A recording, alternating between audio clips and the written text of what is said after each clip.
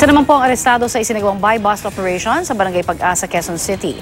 Nakumpiska naman po ang 5 bulto ng shabu na halos 100,000 piso ang halaga. May unang balita si Jay Sabale live. Jay?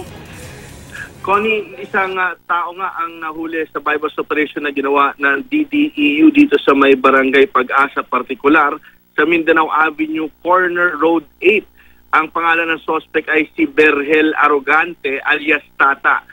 Ang sabi ng mga operatiba rito ay nakipagtransaksyon ito sa tabing kalsada muna kung saan nagbenta siya ng 5 bulto ng hinihinalang shabu sa halagang 45,000 pesos. At nang mahuli siya at makapkapan, nadagdagan pa nga ito pala ng 1 bulto. So kabuang 6 na bulto ng hinihinalang shabu ang sinasabing nakuha dito sa suspect na may street value na kung susumahin ay nasa 115,000 pesos.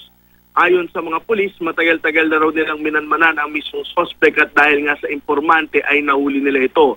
Bagaman ang sinasabi ni alias Tata, hindi daw siya ang tulak kundi siya isang runner lamang at sinasabi niya kinukuha niya ang kanyang items mula pa dito sa Imus, Cavite. At yan muna ang pinahuling balita mula dito sa may Quezon City. Balik sa iyo, Connie. Maraming salamat, Jay Sabale.